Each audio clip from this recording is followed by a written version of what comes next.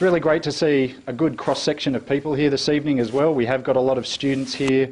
We've got some ex-students, some lecturers. We have Ken, who surpasses all other roles.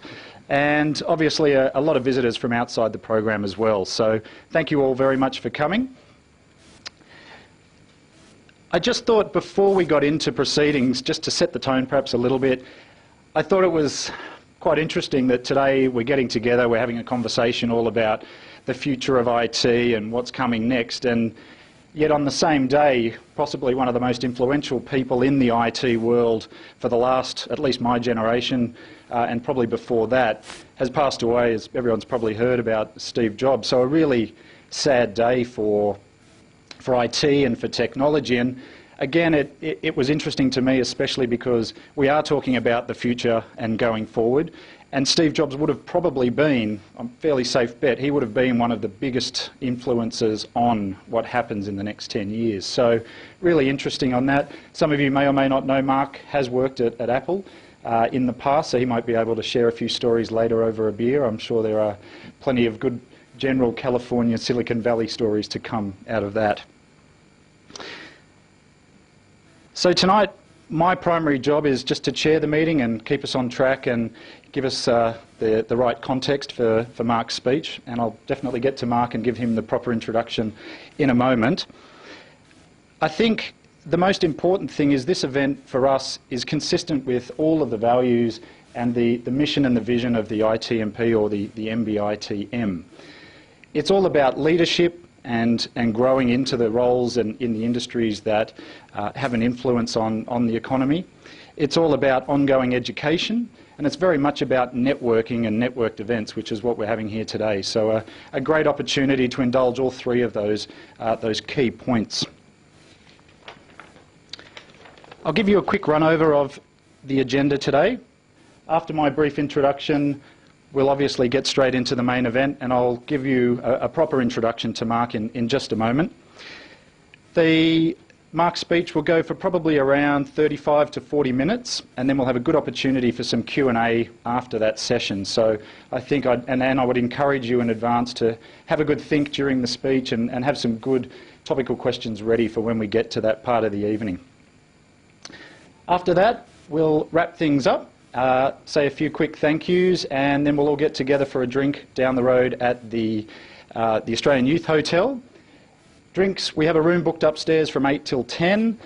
My research tells me that if you want to kick on after that, the pub does stay open till about midnight. I only know that from the website, no other personal first-hand experience. So hopefully we can all get together there and have a good conversation after all of that.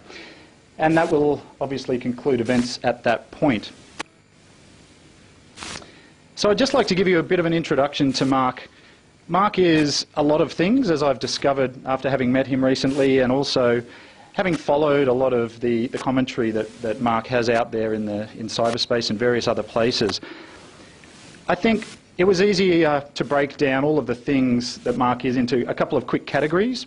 And this will give you, I guess, some context about his vast experience and knowledge and where it all comes from. So, first of all, Mark's an inventor. Many of you may or may not know this, but Mark was actually one of the co-founders of VRML, which is virtual reality, I think, modelling language, thank you. And VRML is essentially a 3D interface into the web. Now, that's no mean feat. Mark's got a couple of other inventor links in his repertoire as well, and I'll touch on those in a minute. Mark's also a writer, for those of you who don't know. He's published, I think, 5 or 6 books. Going on 6. Going on 6. Hopefully we'll hear more about that soon. And is also a regular contributor to Net Magazine, the SMH, and numerous other publications as well, which is great. Mark's also an educator.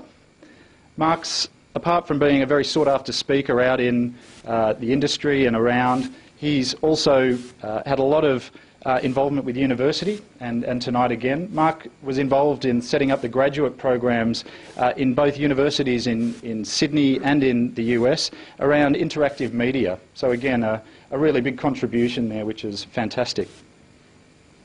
Mark's also a broadcaster, if he didn't have enough on his plate already. Mark will probably tell you all about his day today if you're following Mark and you're one of his 23,000 Twitter followers. You'll know that Mark's already been on national television today and on national radio with some commentary around Steve Jobs and the events of the last day or so. Lastly, I thought it was interesting in how Mark actually came to be here tonight.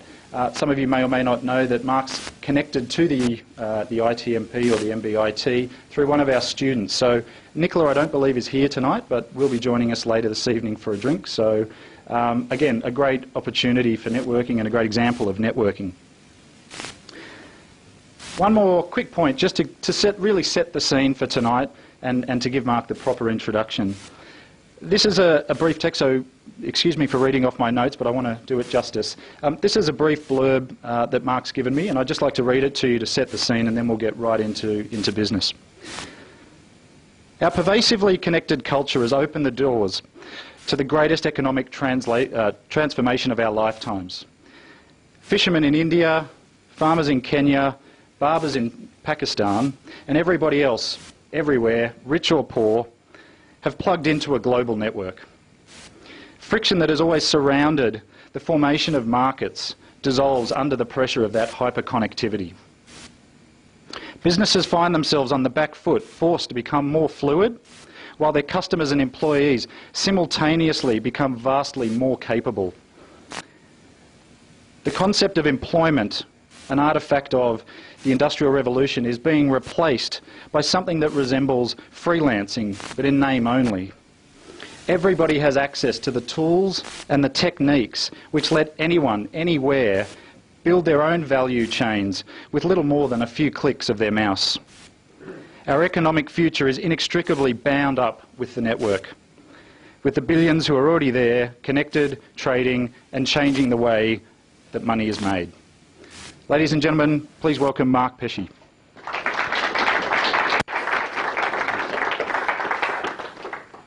Sebastian, thank you very much for that awesome introduction. I was sort of wondering who that person was about halfway through, because they would not have time to do things like give talks. They'd be way too busy for that sort of thing. And let me thank Stefano.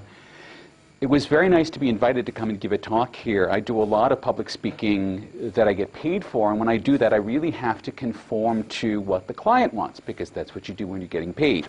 Hold on, I have to turn on the spy watch. Just give me a second here, folks. We're going to make an audio recording of a talk with the spy watch. And no, seriously, it is a spy watch. I'm not making this up.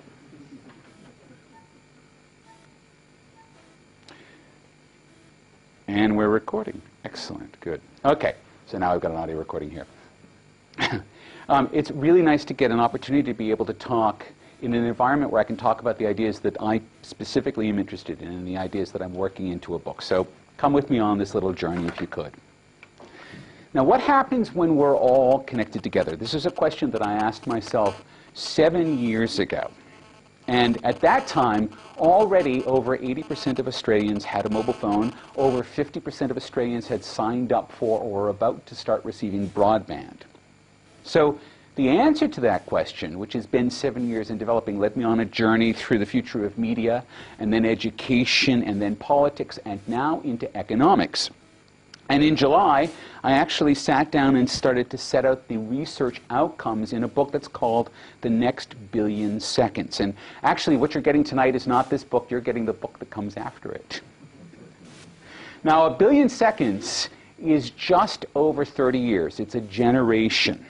And it's my belief that the billion seconds between 1995 and 2026 will be as important in human history as the birth of language 70,000 years ago, because being connected means being something new.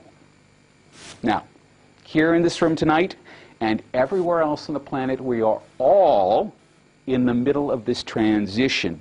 We're halfway between what we were and what we are becoming. That has always been true, but just at this moment, the transformation of our civilization is going into overdrive. It's because all of the frictions that kept the civilization sort of chugging along at a regular rate, all of those frictions have vanished. And so we're moving, if you were, into a superconducting phase of civilization without any resistance to hold us back. And so stripped of all of this baggage, we are now accelerating wildly. we're accelerating into a future that looks almost nothing like the present. But let me start off with a story from the past. For a couple of thousands of years, fishermen in the Indian state of Kerala, which is on the southwestern coast of India, have gotten up before the sun, gotten in their boats, gone out to sea, dropped their nets, said a few prayers, dragged their nets in, and brought the sea's bounty on aboard their craft. And after they fill their holds, they trim their sails and they turn back toward port. And for all of these thousands of years, those fishermen have been faced with a question, because the Kerala coast is dotted with ports. So where do they want to go and sell their fish that day? Because every one of those ports has a fish market, and every day those fish markets need more fish. And so, basically based on memory and instinct, the fishermen would pick a port that day and they'd sail into it. Now, inevitably, there would be other fishermen who would have exactly the same idea. Too many boats would pull into a port, there would be too many fish, and the fishermen wouldn't be able to get a good price for their catch because of the law of supply and demand. Meanwhile, there would be another port that would be just a few kilometers away. No one pulled into that port that day. There is no fish for sale in that port for any price whatsoever. And this inequality had always existed. The Keralan fishermen had gotten used to the fact that they were just going to make a subsistence living off their catch, and the Keralan fish markets were used to the fact that on some days there just weren't going to be any fish to sell. That's the way things were. It's the way things had always been. But in the 1990s, the Indian government started to auction radio spectrum off, and in 1997, mobile service arrived in Kerala. And that gave Kerala excellent mobile coverage, because radio signals travel in straight lines, and because the Indian government lets you put up a mast anywhere you want. Literally, you just put up a mast and plug it in, and you're off. Don't have to fill out any forms. The entire seacoast of Kerala was dotted with mobile masts, which means that the signal could go out to sea, because there was nothing to block it, 20 kilometers. And that means that you could make a phone call from the middle of the Indian Ocean. Now, mobile phones in 1997 in Kerala cost the equivalent of a month's income for a fisherman. So in Australian terms, $4,000. That would be the equivalent of 5 iPhones. So only the richest fishermen who had fleets actually managed to buy phones. And at some point, someday, when that fisherman was out to sea, their phone rang and there was a call from the mainland, and they had a conversation, and during that conversation, that fisherman found out that there was a port that had no fish that day. And the fisherman made for that port and docked and made a bunch of money. And the next day, the fisherman is out to sea, and he calls a series of ports to figure out which one needs fish that day, finds out which port needs fish, pulls in, makes more money, and it does the same thing the day after that and the day after that. Now, the fishermen in Kerala are a community. They all talk to one another. They might not share their favorite places for fishing, but they're going to share the various trips of the trade. And so the news of this mobile fish market spread throughout the entire length and breadth of the state, and in very little time, every fisherman, however rich or poor, had their own mobile, and they were all calling in to the markets to select a port of call. And so 3 things happened as a result. 1, every fish market now had an adequate supply of fish. 2, the price of fish from market to market equalized. And 3, the fishermen got their best possible price for the fish every single day. In fact, that mobile, which had cost a month's income, paid for itself in 2 months. That's how much more money they were making. So all of the inefficiencies that are associated with human communication fell away as the Keralan fishermen got these mobiles, as they extended their reach. And it improved the circumstances for both the buyers and sellers. It created a win-win situation. That friction that kept the fishermen poorly informed and poorly resourced melted away under the heat of connectivity. In other words, the dross of market inefficiency burned off, and it left the gold of commerce.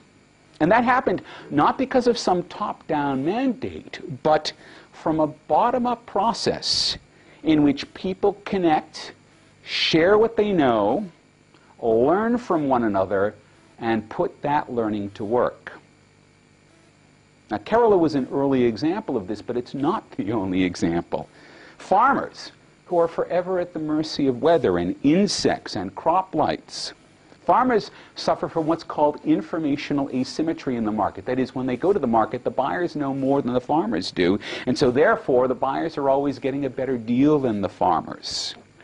But hyperconnectivity has disrupted that informational arbitrage that the buyers have been using. So in Kenya, farmers use something called DrumNet. It's an SMS-based service that allows them to check the current market prices for goods in a range of markets. So that when a farmer readies the crop for sale, he sends a message off to DrumNet, says, okay, these are the markets and these are the prices for that crop, and he then goes to the market that will give him the best return for those efforts.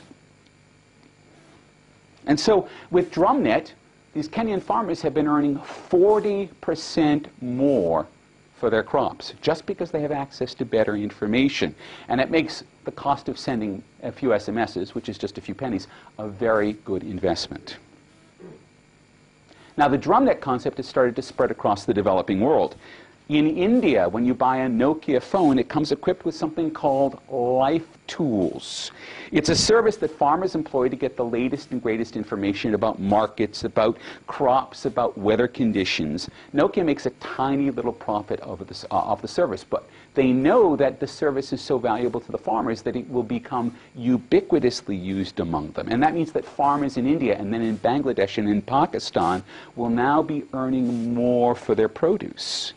So each of these farmers, now hyper-connected, has the same access to informational resources as the best resourced farmers anywhere in the world. The mobile also frees the market from a place and attaches it to a person. In Karachi, barbers have always had to rent an expensive booth inside the market to ply their trade. But when Pakistan crossed over into hyperconnectivity, which happened 3 or 4 years ago, a different kind of commerce became possible. If you're a barber in Karachi, what you can do is you can buy a mobile, you can buy a bicycle, and then get a bunch of signs printed that say, if you want to shave, call, and then put your mobile number on it, and you stick these up all over town, and then clients will contact you directly, mobile to mobile. And they'll get on-call service inside their homes.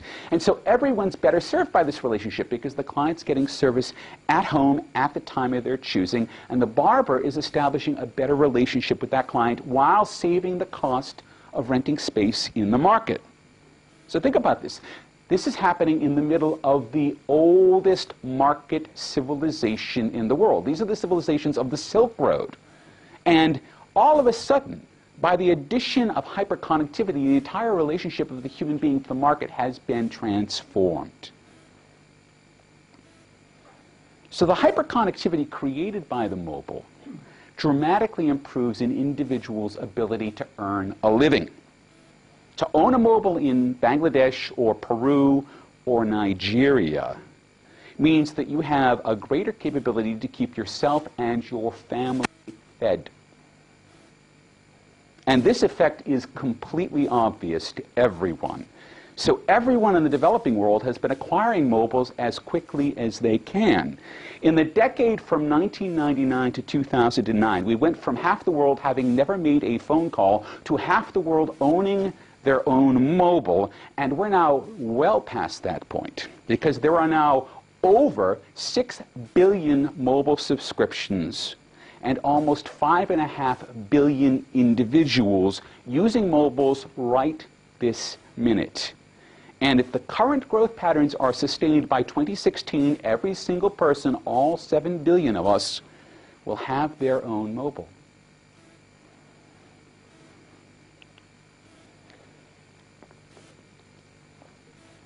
Now, under the pressure of hyperconnectivity, all friction in markets, wherever they are, begins to melt.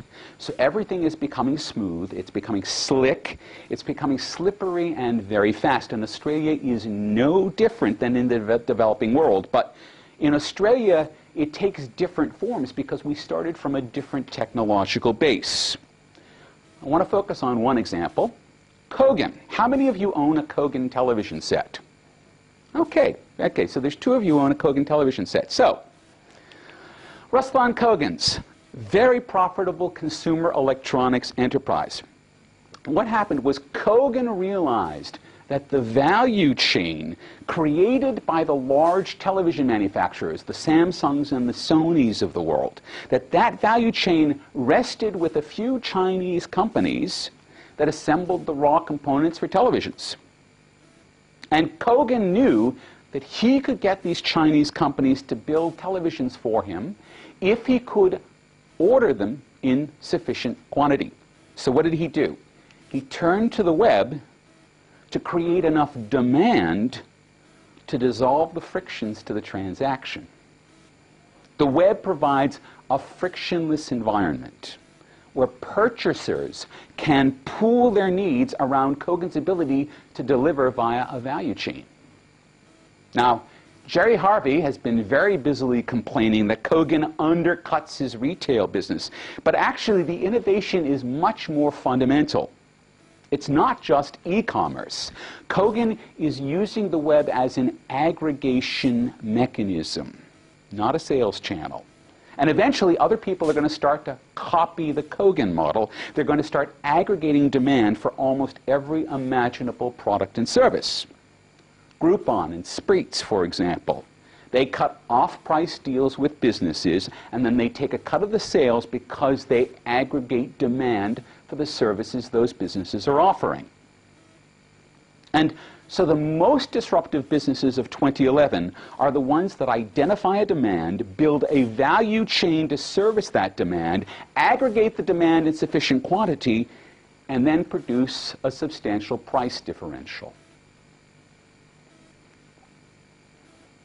Now, Kogan itself is built upon frictions that exist in the marketplace. It's not easy for me to go directly to a Chinese manufacturer and say, hi, I'd like a nice, big, cheap, flat-screen television. So Kogan is an at-present necessary intermediary between the manufacturer and the marketplace. He's the point of aggregation. And that interface only exists for as long as the manufacturer holds itself aloof from the market. But eventually, one of these manufacturers is going to figure it out, and they're going to develop a value chain which allows them to accommodate single customer orders. And when that happens, Kogan's model collapses, just as Jerry Harvey's model has already collapsed.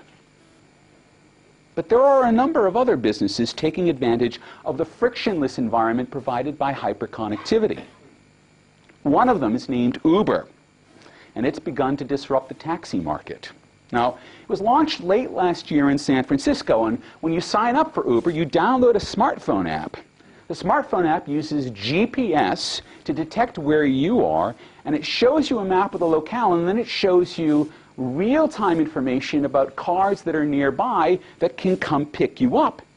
And you transmit a request to be picked up. One of the cars receives it, accepts it, the other cars disappear, and then you watch in real time as the car comes to pick you up. And let me tell you, as someone who tried to call a city taxi to bring me over here tonight, I would like this, because the taxi never came. Now, the cars that are employed by Uber to do this are standard black limousines. They're used all across America for airport and executive transfers. And the drivers sitting in their cars are running a companion iPhone app that allows them to see when the orders come in and allows them to bid on those orders. They don't have to bid on all of those orders. What Uber allows them to do is it allows them to slot these orders in between their regularly scheduled pickups and drop-offs. And that's good for the drivers because drivers normally spend 50% of their time down in between jobs, waiting for jobs to show up. And so the drivers are making a lot more for each shift worked because the inefficiencies of hiring a driver have been removed because Uber has been able to aggregate both supply and demand.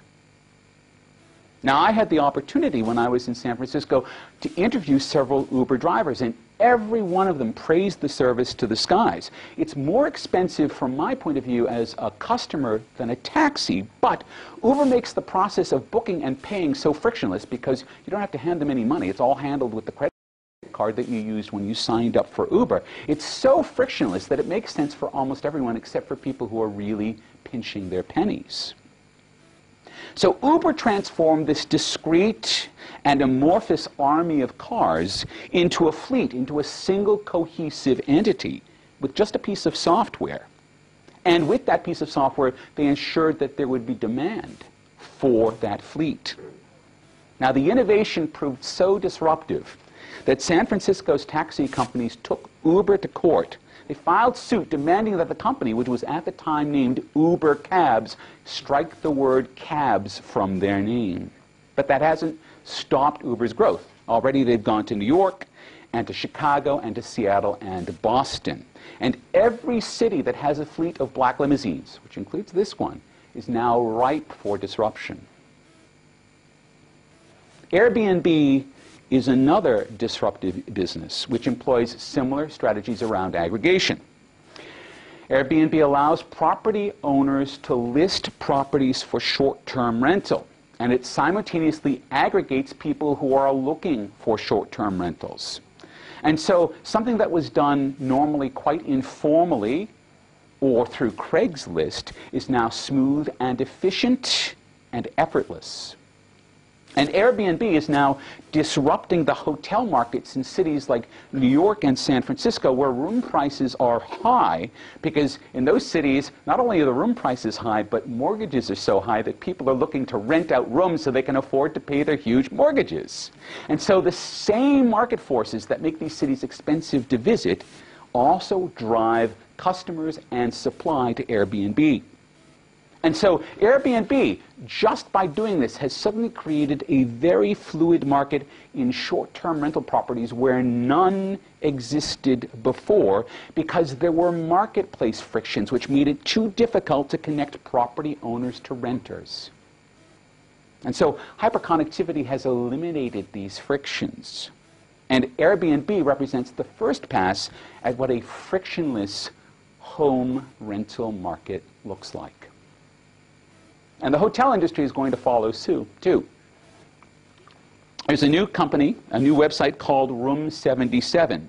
And it's building an individual database for every hotel room in the world. So that renting a hotel room becomes a process of picking exactly the right room that you want in particularly the right hotel. Now, it's only a short stop between that kind of in-depth information on each room to a complete disaggregation of a hotel into a set of rooms with prices driven by individual demand. Oh, you want the room with the good view? You'll pay more for that. Oh, you want the room that's next to the elevator? We'll give you a cut rate on that. And such a system would have been unthinkable just a few years ago because of the amount of data that had to be massaged. But if you think about it, today, it's exactly the kind of task that software as a service cloud computing was made for. And so hotels, under pressure from Airbnb, will be forced to disaggregate themselves completely in order to compete. So that's transport and housing. Those are two primary sectors of the economy, and they're fundamentally being transformed by hyperconnectivity. But the cut goes a lot deeper. It goes to the root, because labor itself is being transformed by the same pressure. I want you to consider the tweet that crossed my screen last week. Who wants to go to Woolies for me and buy me dog and cat food and some chocolate teddy bear biscuits? And of course, that's the kind of humorous message that we hear all of the time. And on the occasional lazy day, we might even wish it for ourselves. But it's always remained in the realm of fantasy, unless we're fortunate enough to have a personal servant who will do it. However, imagine that there was some way to aggregate the demands of all of these lazy people and matched it to a supply of free labor. Well, if you did that, you'd get Zarly. launched in May, Zarly offers Americans a smartphone-based interface to a competitive short-term labor pool. As someone who needs labor, you pop your smartphone app open, you post a task, tell it where you are, how long it is to get this task completed, and how much you're willing to pay. And that gets tossed over to the labor pool, and anyone interested in the job gets to respond with their own price and a time frame for completion, and you get to then review these different bids, pick the one, and when the job is completed, money is transferred via your credit card to the person who did the job. And so, as with Airbnb, Zarly is a radical simplification and acceleration of the services that used to be offered through classified papers. Remember those back before they went away? And Craigslist in America. Zarly aggregates a pool of short-term labor, just as Airbnb aggregates the pool of short-term accommodation, and Uber aggregates the pool of transport vehicles.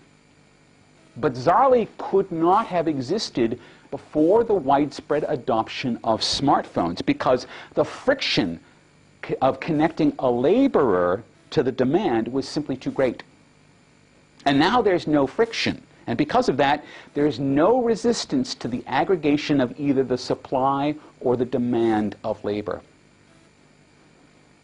Now, for a few years, there have been websites like Elance and Freelance.com that have been providing a frictionless way to aggregate individuals offering high-value services. That could be programming, it could be web design, it could be graphic design, animation. And it aggregates them for organizations that need those services. Now, I have a colleague in California, a man named Tyler Crowley, and he used a distributed development team that was based in Russia and in Ukraine and India to develop something called Squeal. It's a website that creates a channel for restaurant patrons to send feedback directly to restaurant management so that that feedback doesn't end up on Yelp where everyone else will see it and it will destroy the reputation of the restaurant. Now, Tyler was able to get this work done quickly, and he was able to fund it out of his own savings because he was able to have freelancers who were working all the way around the world. It wasn't easy because California's on the opposite side of the world from Russia, so he was up a lot in the middle of the night. But he couldn't have afforded to bid competitively for the labor pool of web developers in California to get this done. But what this is telling us is that labor, just like transport and accommodation, has become entirely fluid. It's become subject to none of the frictions which prevented aggregation of supply and demand. And in fact, the law of supply and demand amplifies under the influence of hyperconnectivity. In an environment that is freed from the frictions of the marketplace, there's no room for rent seeking. There's no room for the kinds of labor practices which keep developed economies stable. And so when I pit my $75 an hour rate against someone in Pakistan who's only asking $30 an hour, how do I survive? And if I cut my rate to $35 an hour, does someone else offer the same service for $15? Now, at the moment, Uber sets the rates for its drivers, preventing the race to the bottom. But Uber is just software. Someone's going to come along and create a similar piece of software which allows the transaction participants to negotiate the price, which is what Zarly is already doing. In fact, if I wanted to book a ride through Zarly, I could do that. And so, as these designed-in frictions get designed away, the market opens to market forces that are now accelerated to the speed of light. And all price supports sustained by market frictions collapse. Now, the frictionless free fall of markets doesn't end with the individual laborer. Businesses born out of hyperconnectivity, aggregating demand and supply, the firms like eBay or Airbnb or Uber, they also face a similar round of disruption. The connectivity which made eBay possible also allowed the firm to centralize its aggregation. It allowed it to bring buyers and sellers to a central point, its website. And there the traffic could be channeled. It could have a tariff placed on all of its transactions. If you think about it, that's how eBay makes its money. Because in the virtual marketplace, the sellers pay rent in the form of a transaction fee. And of course, that transaction fee is carried off to the buyer. Centralization is a form of market friction, in that it grants whoever holds the central point the power to act as taxman and toll booth and censor. For example, Apple has been notorious for the strict controls that it puts upon apps available for the iOS store. If your iPhone app does something that Apple doesn't like or it perceives as a potential competitive threat, that's it. Apple has the power to deny you access to its installed base. Because the hyperconnectivity of iOS devices would normally allow the peer-to-peer transfer of software and other items of value, those market frictions had to be engineered into the operating system. Now, market frictions become harder to maintain as we become more hyperconnected. The recording industry profited enormously off the transition to digital when we all bought CD collections, because the friction associated with distributing digital music, hundreds and hundreds of megabytes, was simply too hard for everyone to overcome. However, through time, compression techniques improved, and broadband spread throughout the developed world, and the barriers to peer-to-peer distribution of music progressively collapsed. We're now sufficiently hyperconnected that it's not only technically possible to build a peer-to-peer competitor to eBay, but it's inevitable because hyperconnectivity tends through time to remove all of the frictions in a market. The frictions that eBay uses to generate revenue are being smoothed away by a diffuse, distributed, decentralized, and global aggregation of buyers and sellers. It's less bizarre than switchboard. It's more map-reduced than website. And the same fate will eventually befall Uber and Airbnb and Zarly. Any business that seeks to conduct an aggregation-based arbitrage.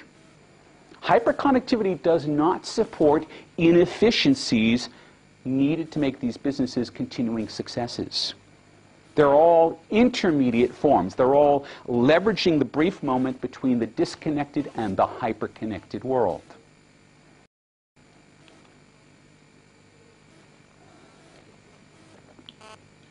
Now, the transition to hypereconomics, which is economics where friction has vanished, that has a few years left to run.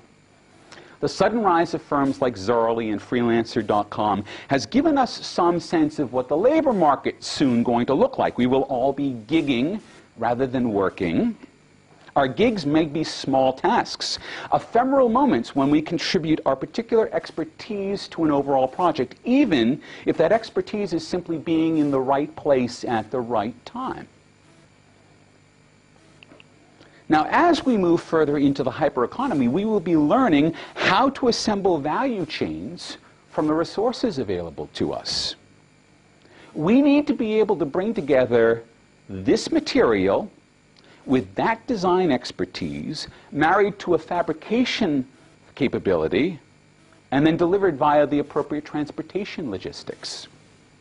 When we can do that, every individual will have the same capability to fashion an assembly line that Henry Ford once commanded. Now, to do this right now in 2011 would be difficult. The amount of friction associated with many of these tasks is still quite high.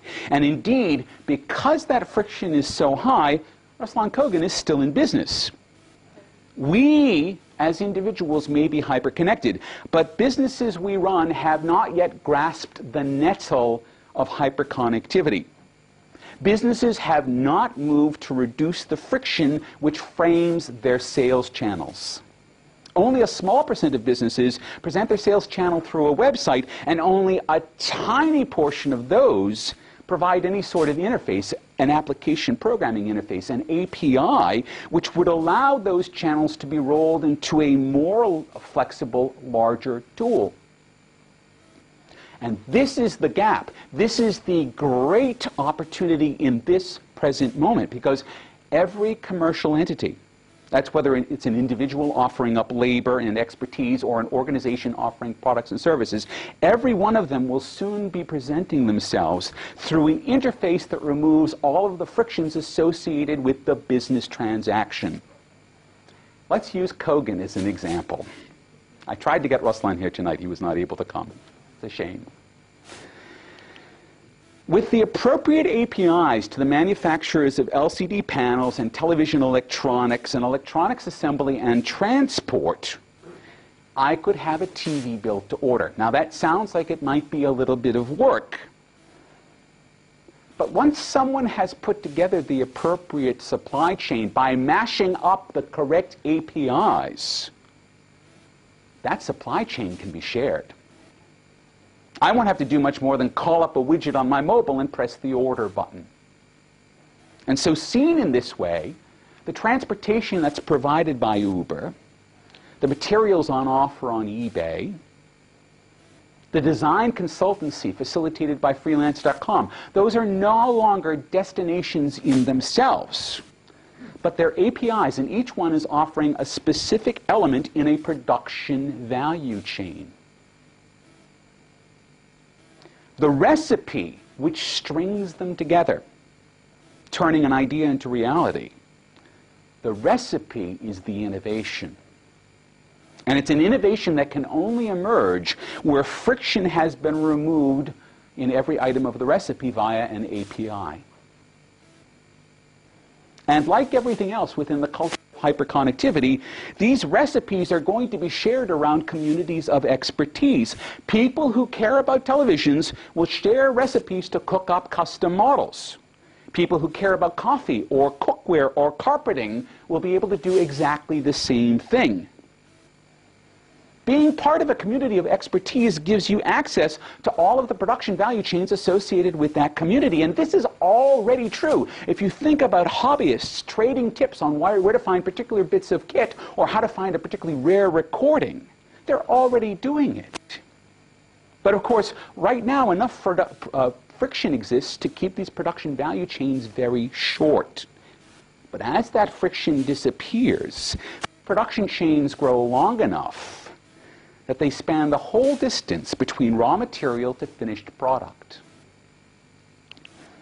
Now, 100 years ago, Henry Ford established the River Rouge assembly plant, and when he did so, he needed nothing more than iron, sand, coke, and raw rubber.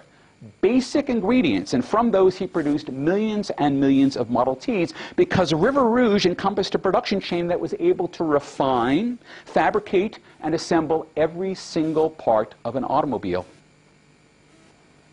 We are at the threshold of a similar individual industrial revolution.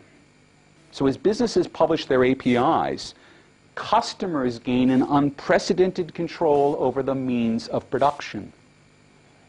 That means that a given customer can optimize for price or delivery time or carbon footprint or any number of other variables, crafting a production value chain which precisely meets their needs. One remaining friction point within the system is financial. Businesses can present themselves globally to a market of customers via an API.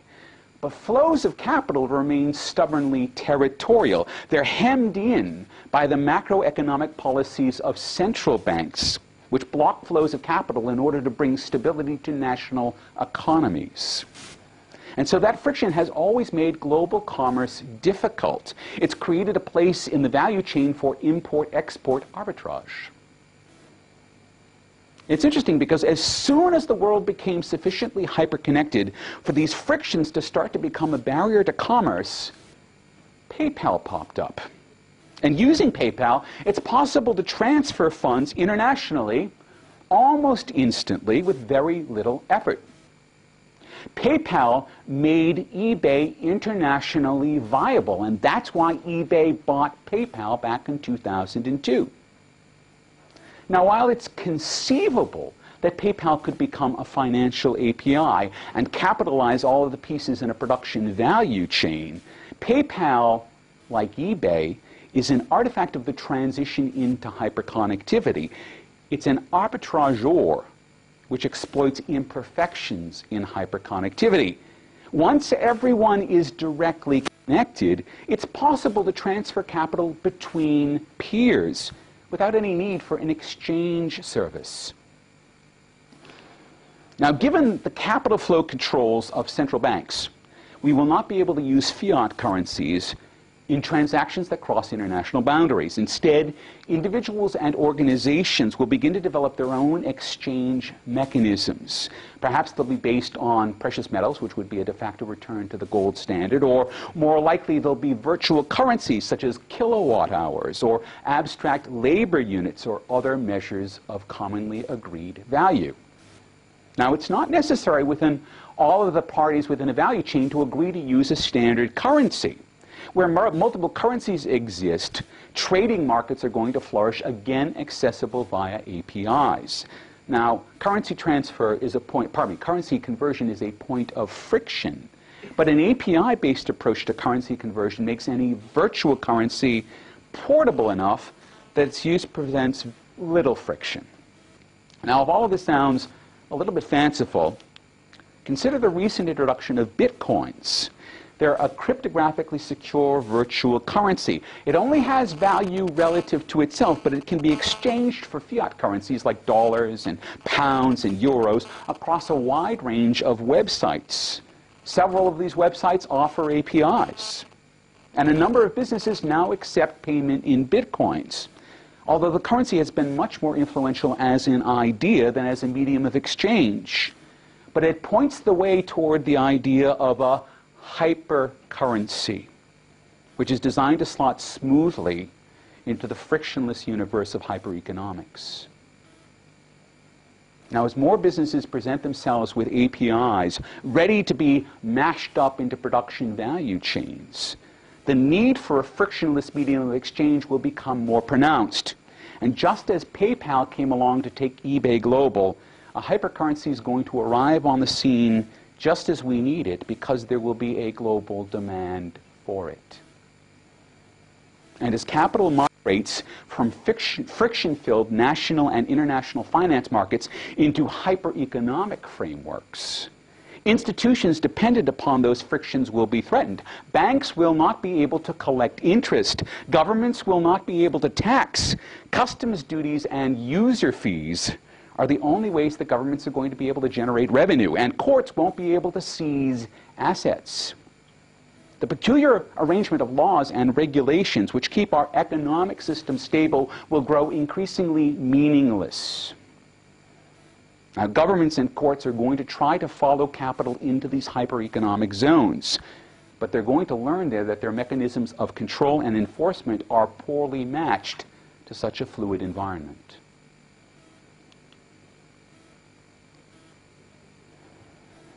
Many businesses will not welcome a broadly frictionless hypereconomic environment because they have adapted themselves to profit from those frictions.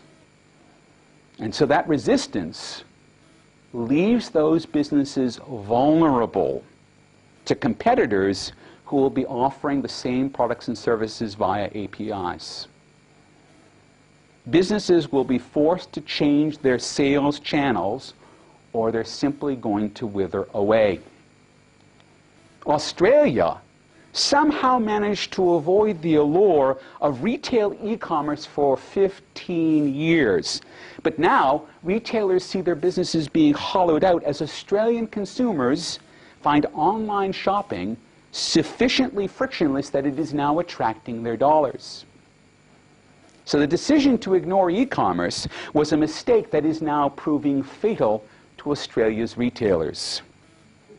If we want to avoid massive business failures, we must learn from this mistake. The future doesn't look like the recent past. There aren't going to be massive, comprehensive websites offering everything to everyone. The future belongs to tight, focused APIs of products and services written to be easy to use, easy to mash up, easy to share, and easy to roll into other tools. The future belongs to businesses, which can effortlessly accept payment in any currency that the customer cares to offer. The future belongs to entrepreneurs, building tools that can make constructing a production value chain as simple a matter as dragging and dropping a few icons on an iPad screen. And the future belongs to the hyper-connected who are learning to skate on this very slippery ice. So what happens when there's no more friction anywhere? Well, open your APIs. We're about to find out. Thank you.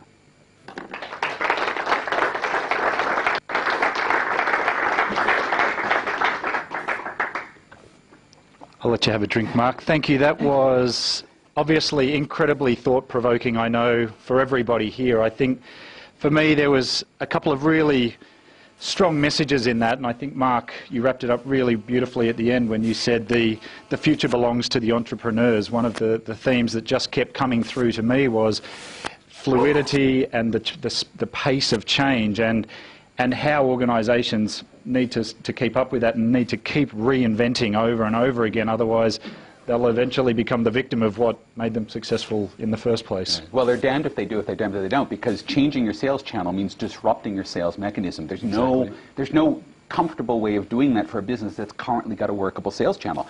But look at Jerry Harvey, look at Meyer, look at David Jones. You don't want to end up like them. Absolutely. A perfect segue, I guess, now for everybody in the audience to take the opportunity to do some Q&A. I'll do my best to get around the audience with my portable mic, so again we capture everything on the...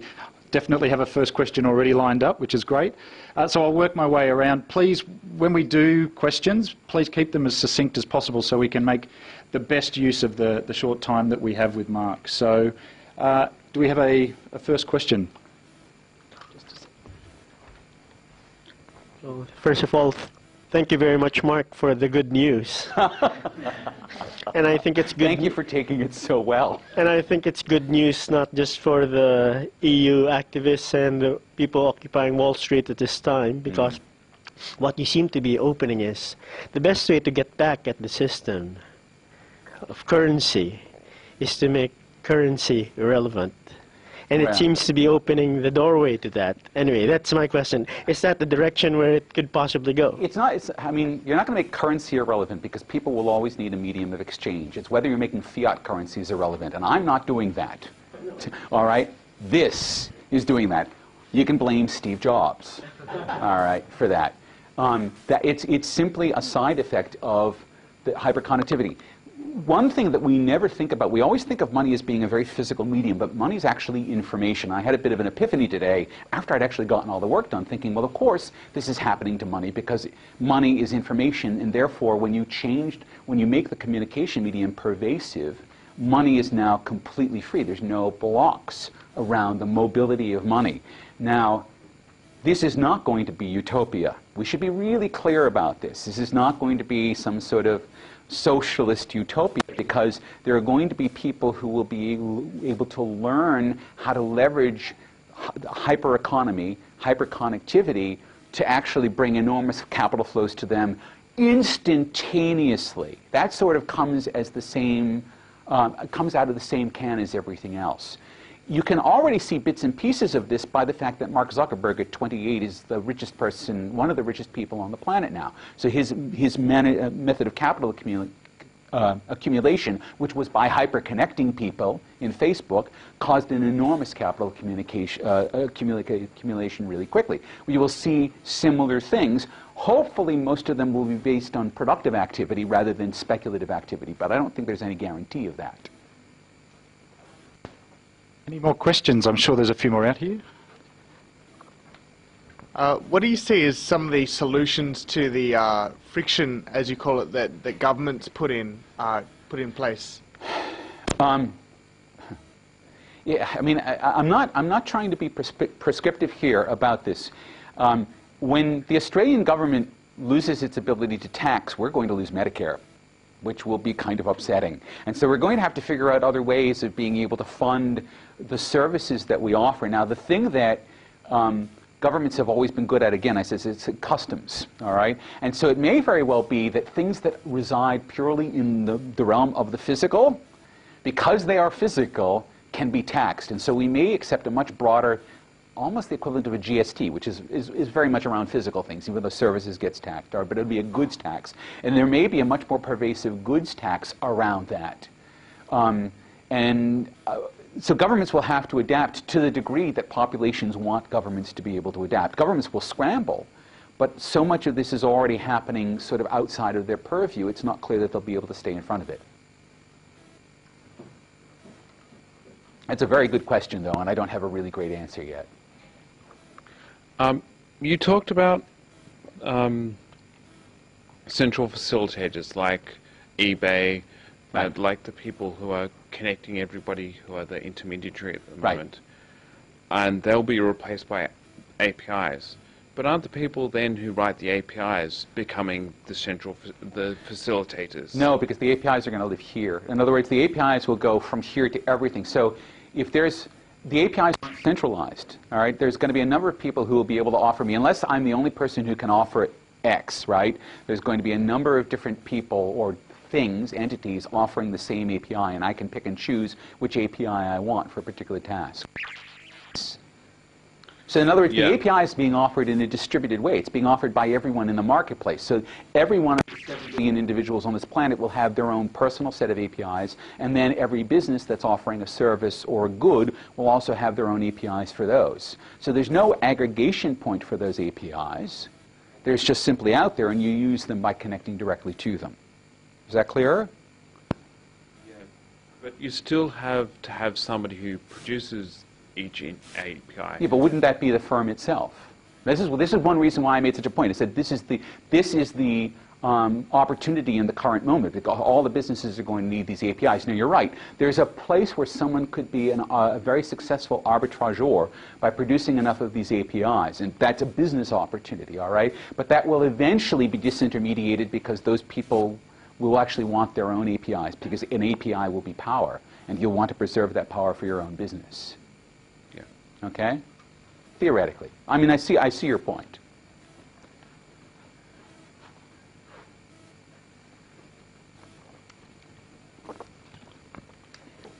I think you raised a really interesting point, Mark, but from my experience in enterprise IT over the years, the thought of proposing an architectural solution, which an API is Yes. to a business, just the mental map that I would have to spend time creating in people who would have to make and fund that decision terrifies me. Yes.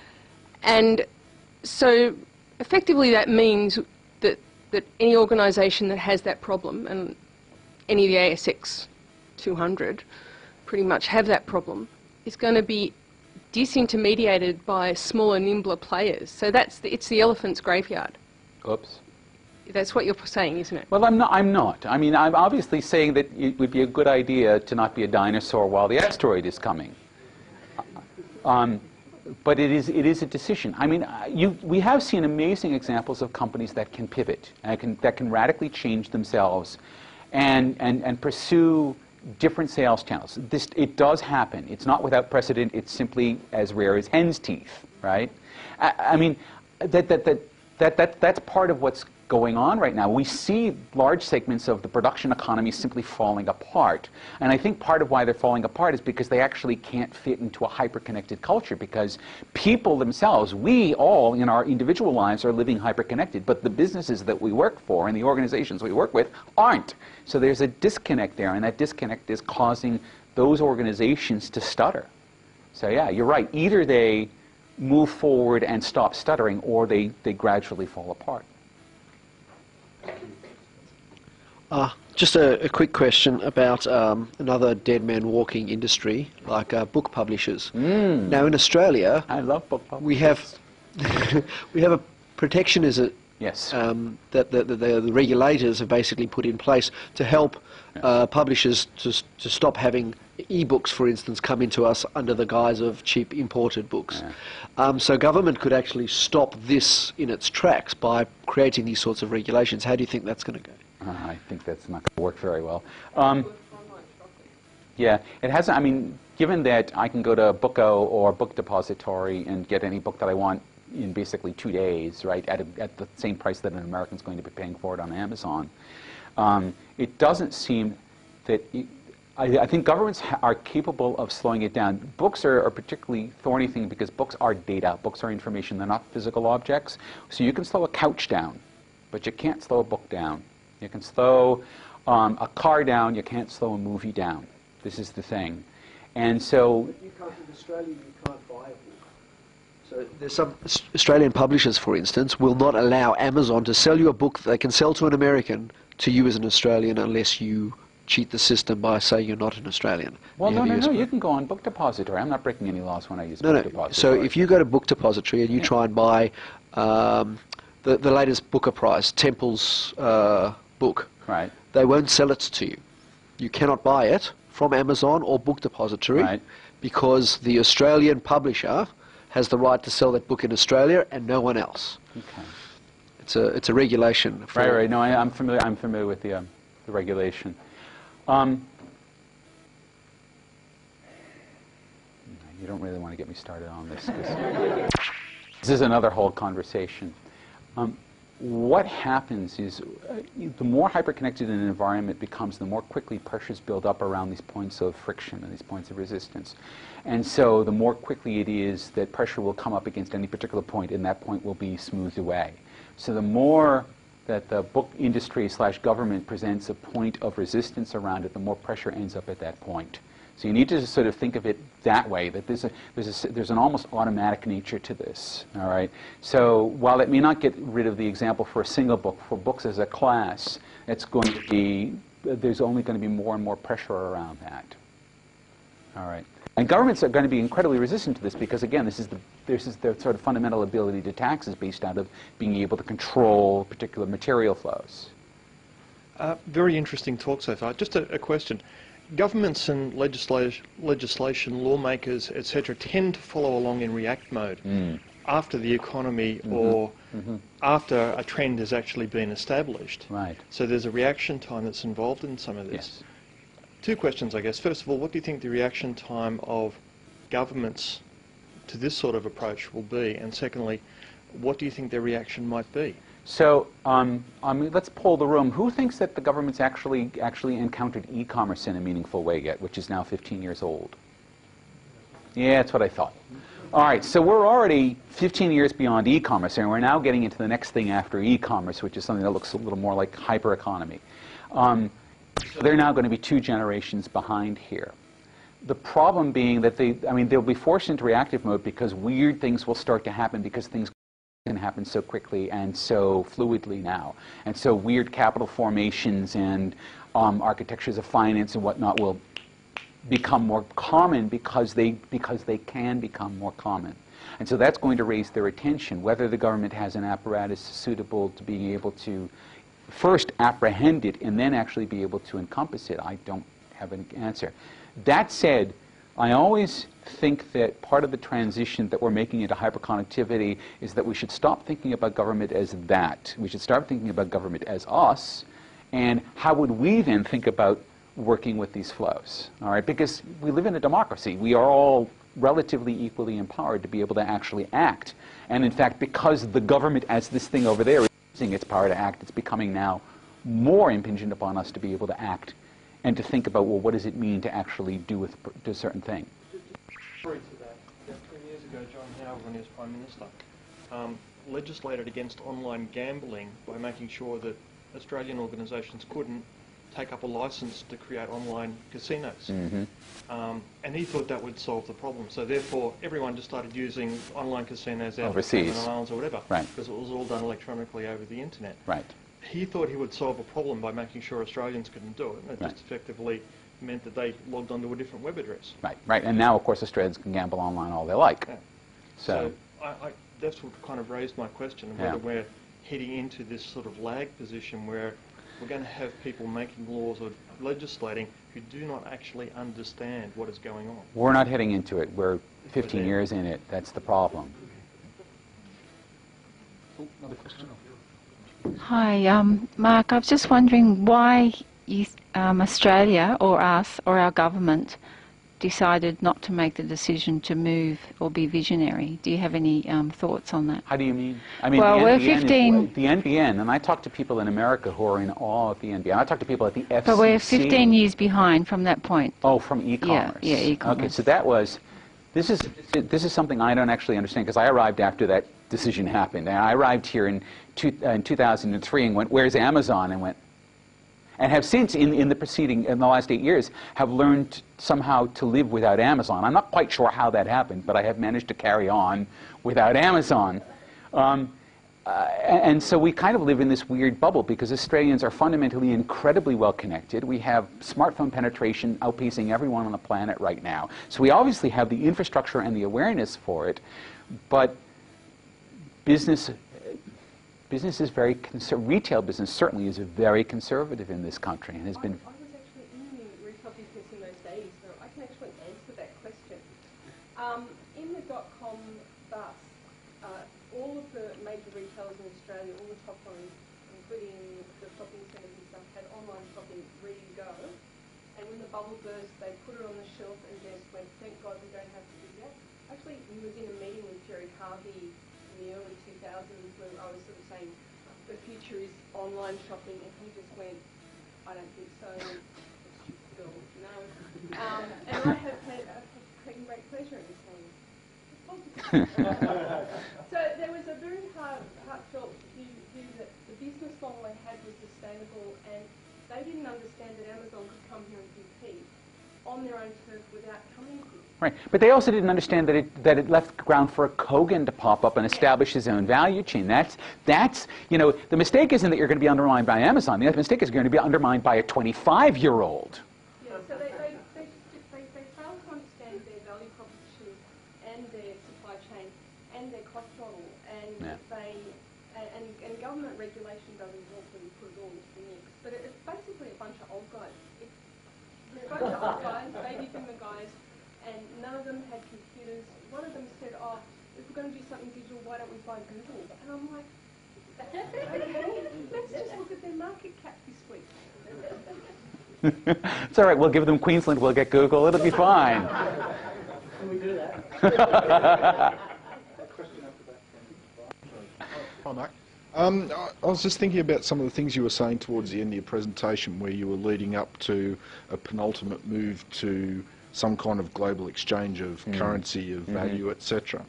But currencies are based on confidence, and they're also grounded certainly. But they're also grounded often in physical objects, gold or. No, they aren't. Fiat currencies are not. The only thing that's grounded in gold is gold. I don't even think the Swiss franc is grounded in gold anymore. Oh, okay. We left the gold standard in 1972. Was it, with the end of Bretton Woods, I think? And that was it. After that, and of course, the gold bugs basically think that was the end of history when we left the gold standard. And so all currencies are based on one another right now, which is fine. And Bitcoins are based on one another right now, but they're not subject to central bank capital flows.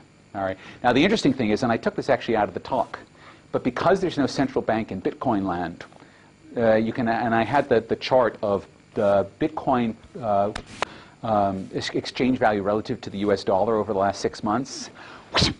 There was a bubble and a crash because there were speculators involved in buying Bitcoins, and a central bank would normally either buy or sell currency in order to smooth out those speculative bubbles. There's no one to do it in Bitcoin land, so because it's a true currency, that's a hypercurrency, it can just go like that. And that will happen. That's the danger of using a frictionless currency.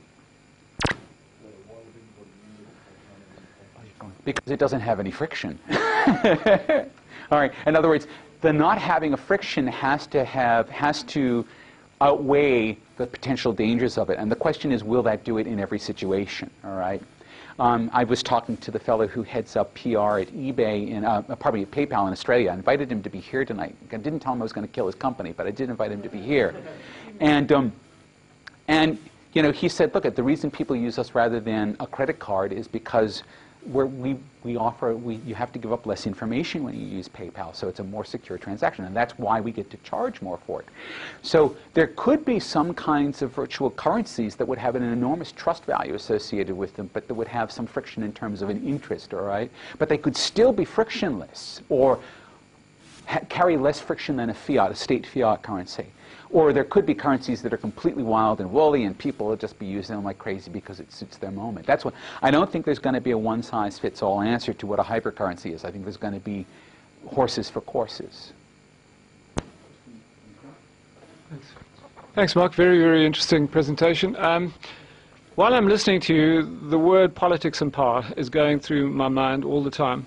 And we focused on the governments and government regulatory responses to these issues. What you're conveying tonight is a revolutionary message. But my question is around the corporate world.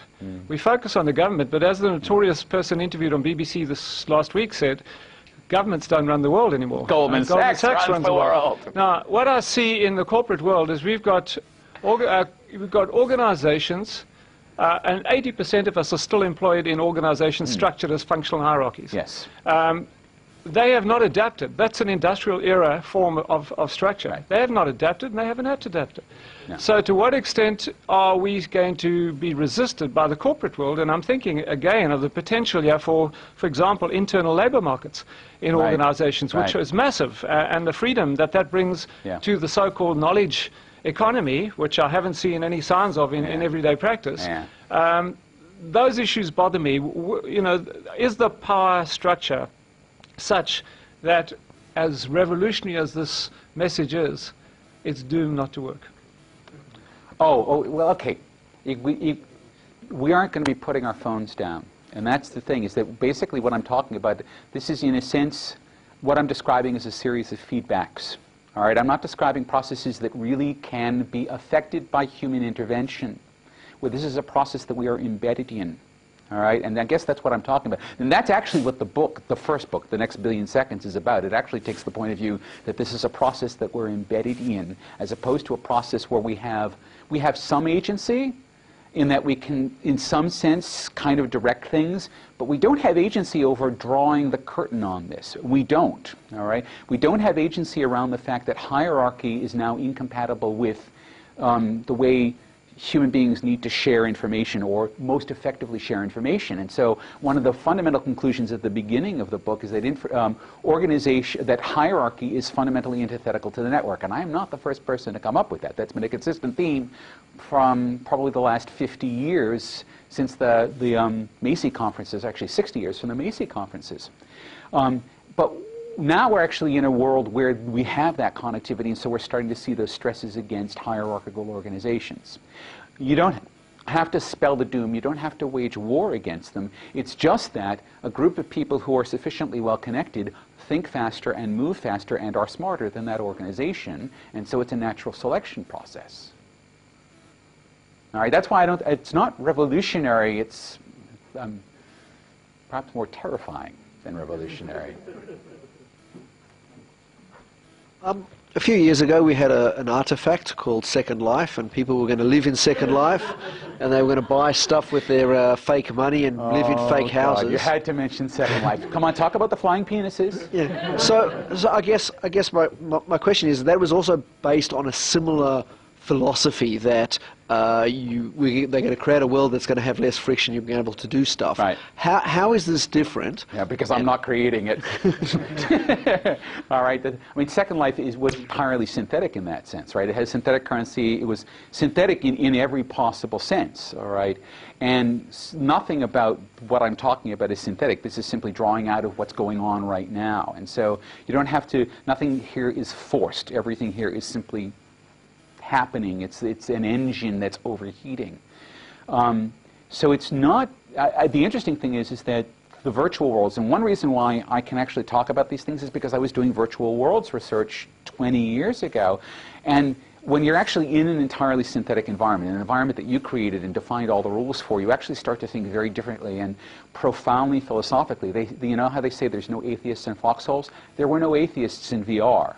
all right? Because there was something that's so philosophically profound about being in a created environment, either you created it or someone else, that forced you to start to ask a series of questions. And this represents some of my answers to those questions that we asked. So I think that Second Life, which is still used somewhat by educators today, and I shouldn't put it down because I know that the folks who invented Second Life were heavily influenced by my own research in the 90s. But I don't particularly like it because I never saw the point of having an entirely synthetic world. But other people use it for very specific purposes. But it becomes a tool for thinking. And that was very good for its time. So for the mid-2000s, it was a great tool for thinking. Now, the only tool that you need for thinking about the virtual world, this.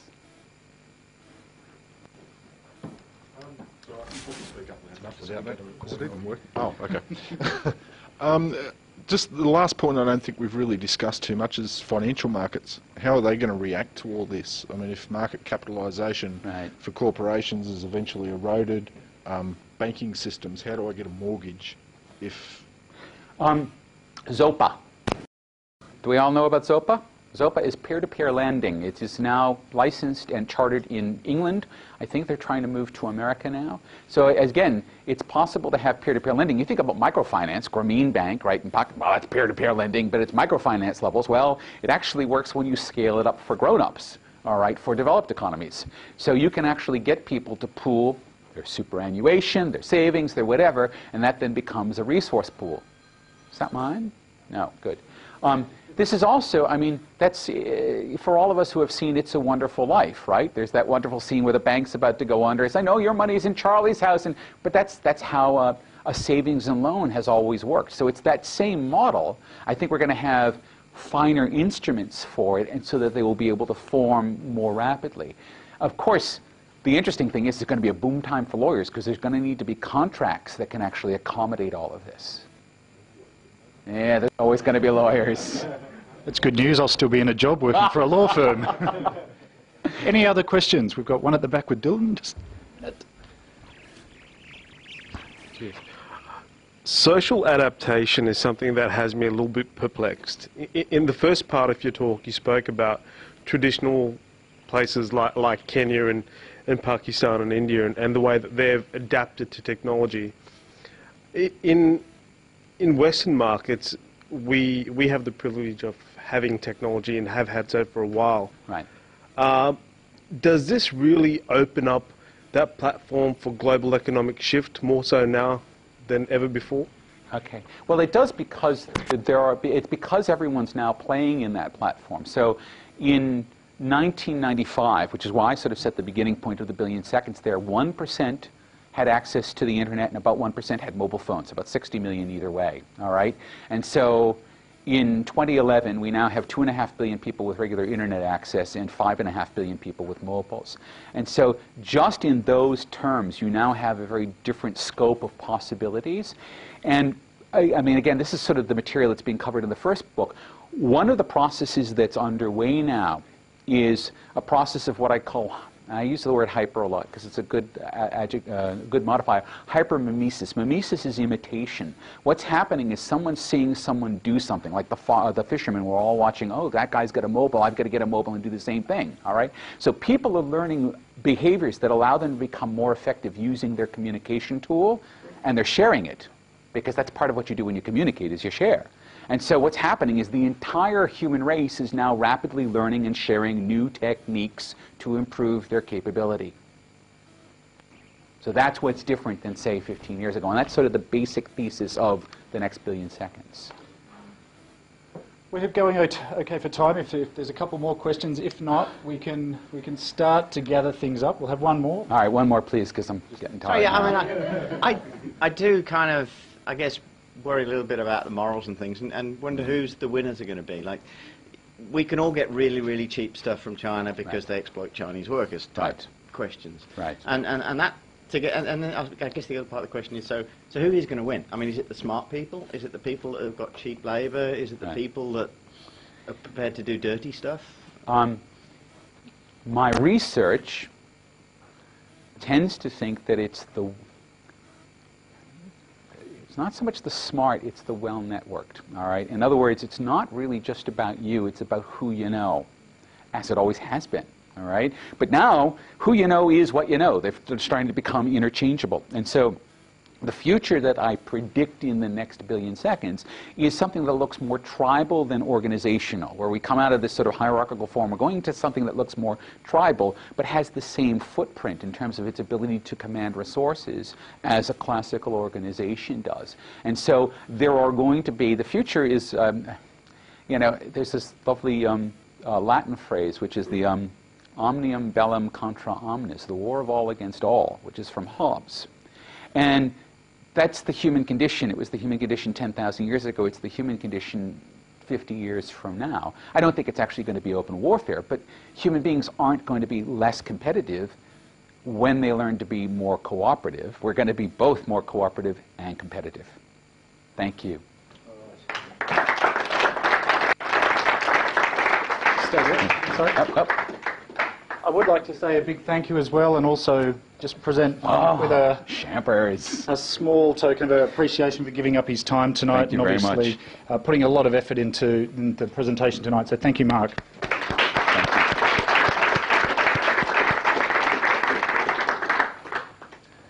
All right, I'm sure there'll be plenty more opportunities for us down the road to continue the conversation. Before we go, there's just a couple of points that I wanted to cover off before we formally close today. First of all is to say a couple of big thank yous. Obviously events like this take a lot of organisation, and the Guiding Coalition and the community as a whole has really done a fantastic job. So a big thank you to everybody involved in helping out and putting the night together.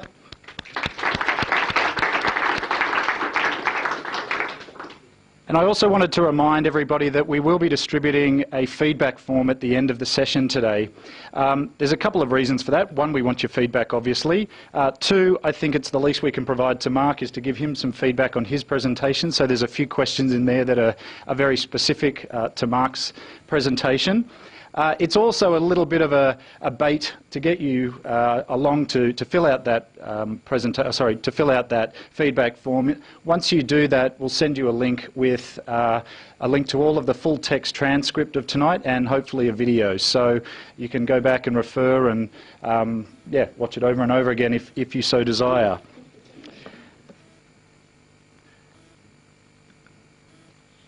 Now, I just wanted to take one moment. As we all saw, Mark is a fantastic and passionate presenter, but not all of us are. I know Mark's been speaking since his late teens and is a natural in front of a large crowd. One of the other initiatives that our community, the ITMP, has put together is a Toastmasters Club. The details are here. There's quite a few people from the Toastmasters Club here tonight, myself included. I might just get the few other people here just to stand up so you can see who they are. So when we're at the pub later, if you are interested in Toastmasters, please just approach any one of these people or myself. If you're interested, we've also got some brochures around about the club. Apart from growing your confidence and your public speaking skills, it's a really great social environment, and somehow we always end up at the same place we're about to end up at after this meeting.